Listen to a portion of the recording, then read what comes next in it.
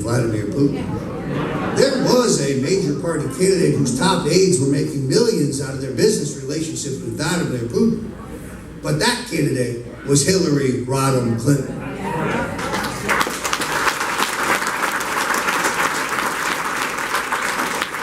Now, I must tell you, one of my great disappointments is Jeff Sessions. Will somebody please wake him up? He is somnambulant. He's out to lunch. I mean, the Clinton Foundation is not a charity. It's a slush fund for grifters. And it was the vehicle for the facilitation of multi-million-dollar bribes in which people were buying government public policy decisions in return for contributions. And of course, we know this is a great charitable activity. They paid $3 million for Chelsea Clinton's wedding out of the foundation. They didn't pay to help the people in Haiti when they were struck by an earthquake. They did give out enormous no-bid contracts to their buddies to build houses and roads and hospitals and schools, companies that had never built houses and roads and hospitals and schools before, and to this day still haven't. But Jeff Sessions can't find any crime at the Clinton Foundation. The abuses at the IRS under Lois Lerner, in which conservative and pro-business and pro-free enterprise groups are harassed. Jeff Sessions can't find anything wrong with the IRS. When they gave Hillary Clinton's top aides, Huma Abedin and Cheryl Mills, immunity so they could turn around immediately and destroy their laptop computers, destroying the evidence in the investigation into her illegal email server, Jeff Sessions can't find anything wrong with that. No, I'm afraid that the president should discharge Mr. Sessions. Absolutely. Here's what I would do first. First, I would fire the de facto Attorney General, Rod Rosenstein. This weasel got his first job from Robert Mueller, is a close associate of James Comey. If he's a Republican, he's a Republican in name only. And right now, he's the de facto Attorney General of the United States. Jeff Sessions is too obsessed with cracking down on the 29 states that have legalized marijuana for medicinal purposes, which is what Donald Trump said in the campaign he was for. Let the people decide, he said. Let the states decide. But that doesn't sit well with Jeff Sessions. And then he's got this asset forfeiture program. Let me explain to you how that works. They charge you with a crime.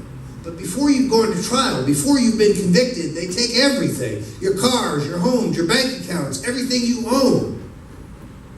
And my friend Judge Andrew Napolitano has said, that's unconstitutional. You're innocent until proven guilty. But not if Jeff Sessions has his way. So if I were Donald Trump, I would fire Mr. Rosenstein, and then I would order the Attorney General to appoint a special prosecutor in the matter of Uranium-1. Uranium-1 is the biggest treasonous financial crime in U.S. history, where the board members of a Russian-owned energy company contributed $145 million to the Clinton Foundation, where the same people gave Bill Clinton a $500,000 speaking fee. That's a bribe. This is why I say Bill and Hillary Clinton would steal a hot stove. And more precisely, Bill and Hillary Clinton are the penicillin-resistant syphilis of the American body politic.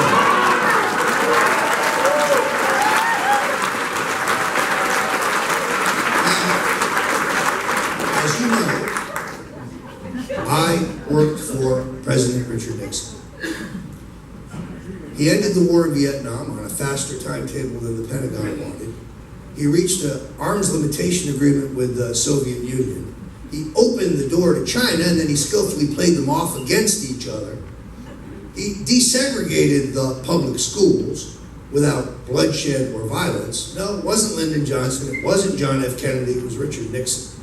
When he became president, almost 80% of the schools in America were still segregated. When he left, that number was less than 20%. He launched the war on cancer. He desegregated the public trade unions.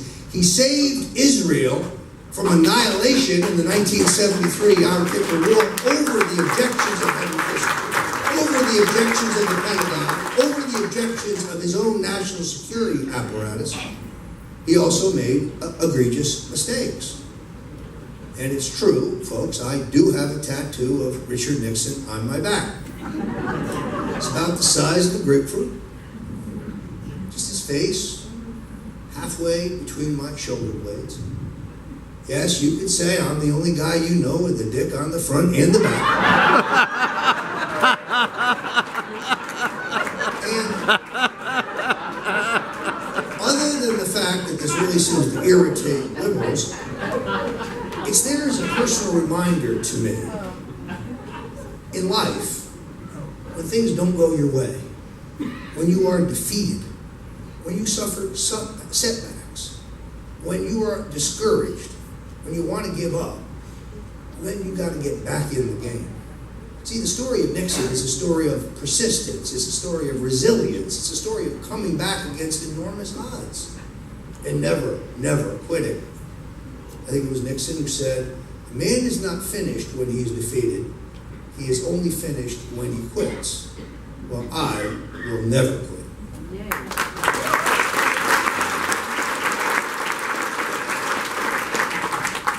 Now, we face perhaps the greatest challenge of all, and this is where you come in.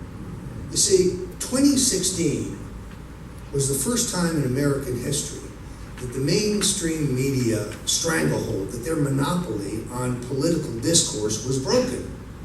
Because of technological advances, the big three, ABC, NBC, CBS, that had an absolute stranglehold on what you saw and heard, they lost their monopoly. Because people now had to go through the internet to find alternatives, to see if there were other things they wanted to read and listen to and watch. Well, that gave rise to a vibrant, robust alternative media. And that vibrant, robust alternative media, in turn, allowed for the election of Donald Trump. No longer were we subject to getting all our news from the big three and then later the two cable news networks. You're familiar with them, Fox, and then there's the Clinton News Network, CNN. And now, having realized these technological advances and the revolution that they have brought, they want to put the toothpaste back in the tube. See, they're manipulating the internet. They're manipulating the algorithms. They're shadow banning, playing all kinds of technical tricks to limit who sees what. They want to control what you see, the news you read, the things that you post. And that's why it's easy for them to tackle, say, Infowars.com, where I appear every day at 5 o'clock Eastern. Alex Jones, who I think does a great job, or whether you like Tucker Carlson on Fox, or Sean Hannity, or my friend Judge Jeanine Pirro. No, they want to control what you see. The way you can defeat them, in your own personal Facebook page, in your own personal Twitter page, in your own social media. If you're not signed up, I urge you to sign up. If you don't know how to work it, get somebody to show you how to work it. I had to get my grandson to show me how to work it. But it makes you a committee of one, an army of one. And when you see a story you like, you take that link and you repost it to your friends, to your relatives, to everybody you know. That's how you spread the word. You see, they can't defeat us unless they can silence us. And now their tactic is not debate. They don't want to have a debate. They just want to shut us up. And that too is un-American. I just came back from a tour of England. I was in the United Kingdom. I spoke at the Oxford Union, which is very prestigious, where President Ronald Reagan, President Richard Nixon had both spoken. Newt Gingrich, Maggie Thatcher, others. I spoke at the prestigious Durham Student Union, the Durham Union Society, pardon me, and then I spoke at the Cambridge Union. And it was a great experience. We had a great turnout of students for all of them. And not everybody agreed with me, but the students were respectful and they were polite. Their questions, even when they were hostile, were constructive. They weren't rude, with one exception, but I had to pay that guy. Just kidding. And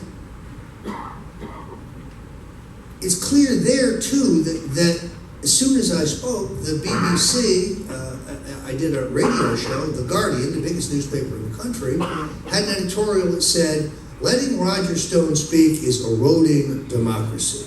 No, not letting me speak is what would erode democracy. See, I don't care if you're the craziest left-wing Democrat, or if you're a right-wing Republican, or if you're a libertarian, or a Green Party member, or a vegetarian. You should be allowed to speak. You should be allowed to air your opinion. You should be allowed to read what you want to read, not what they tell you you have to read. So become a committee of one. Become an army of one. Take the things that you like, that catch your fancy, a story, a news piece, a video link. Post it to your friends. Send it around. Get it out there. This is how we win. This is how you outsmart the Amazons and the Twitters and the Facebooks and the tech left in their efforts to put the toothpaste back in the tube. Now, I've known Donald Trump, as I said, for almost 40 years. He's one of the toughest men I know. He is a person of faith. He is a person of great patriotism. He is not afraid of anything. He is tough as nails. And when you're an outsider like that, when you come to Washington, first they try to defeat you, then they try to smear you, then they try to co-opt you. And what's amazing to me is the progress we made in only 1 year, given the implacable opposition to him by the mainstream media. It's amazing what he has already done in terms of making America great and revitalizing our economy. So my advice to you, because he's going to have ups and downs, they are not going to give up in their efforts to remove him.